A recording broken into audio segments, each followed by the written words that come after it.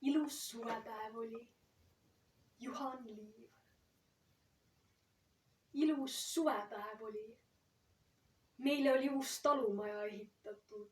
Suured aknad, avarad uksed.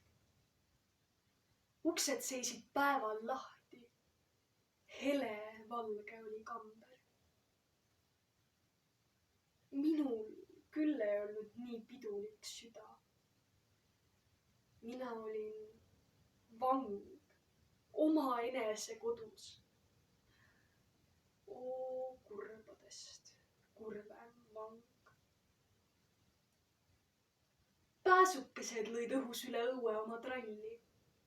Nagu ainult pääsukesed õhus mängu, lendu võivad ja mõistavad.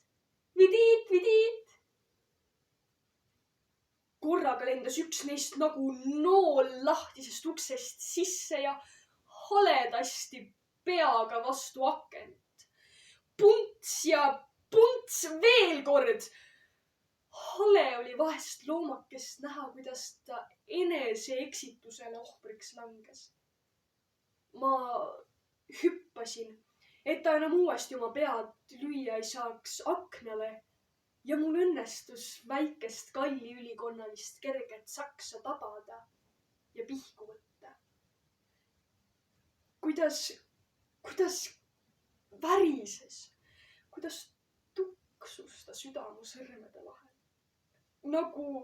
Nagu värisev taskuuri vedrukene, millele nõelaga külge torgatud.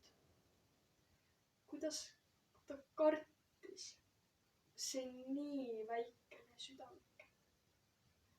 Kuidas liikumatult vaatasid ta samet mustad silmad. Ruttu astusin ma temaga õue, et ta piina lühendada ja avasin pihu. Vidiit! See oli hõiskamine pääsemise üle. Tänu, vabaduse hüüe. Ja kümnetes hällitusvõnkudes lendas ta üle õue, Kopli, üle naabri õue ja kadus üle Pärnade 3. talu õue, kus ta pesa oli.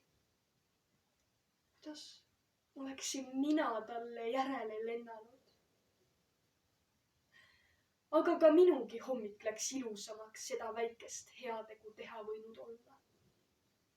Ja aastapikkuste vaikivate päevade järel luuletasin ma jälle oma esimese laulu.